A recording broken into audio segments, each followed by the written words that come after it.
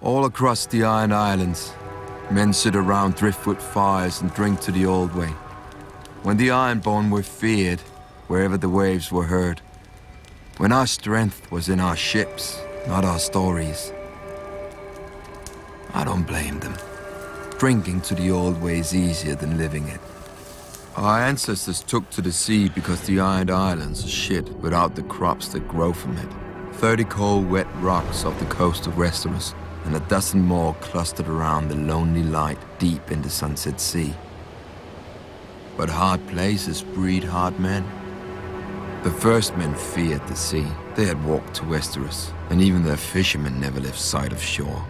I wish I could have seen the face of the first watchman to see our ships climb over the horizon. He was not the last. No matter how dark the night, or how high the waves, come dawn our prows cut through the morning mist and struck the beaches and riverbanks. Before the sun reached its height, we vanished again into the sea. Our longships filled with gold, food, scared children and sobbing women. For thousands of years, the Ironborn reaped up and down the Sunset Sea, driving the men of the Greenlands far inland, or into walled castles where they paid us tribute. In the depth of winter we feasted, while the men who had planted and harvested crops starved. Their sons worked our mines, and their daughters warmed our beds. The stories claim that the Old Way died with Huron the Black and his sons at Harrenhal.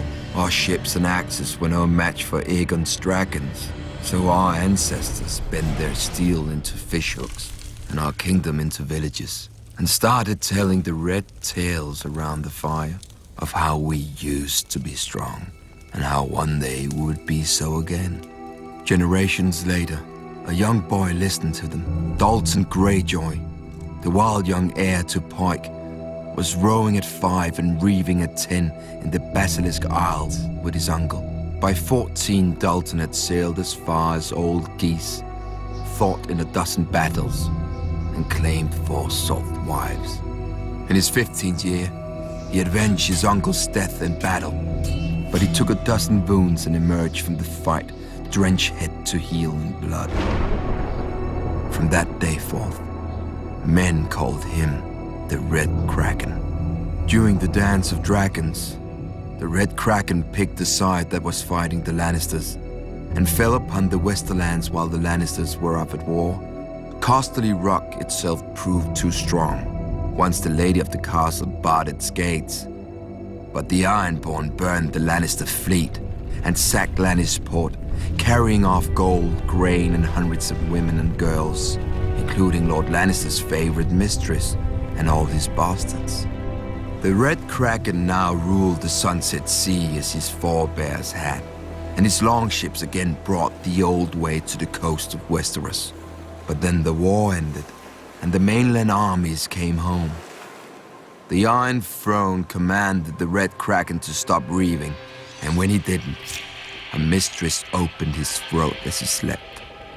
While his son squabbled, the Lannisters sent their soldiers to the Iron Islands. Thousands of men, women, and children were put to the sword, and scores of villages and hundreds of longships were put to the torch. The glorious return to the Old Way had lasted almost 2 years. My brother vowed to return us to the Old Way as well. He sat on the salt throne and sent our reavers to the shores of Westeros, just as he remembered from the stories he heard as a child. An old way for an old man. But while he listened to the stories, I lived them. It was never the old way to me. It was the only way.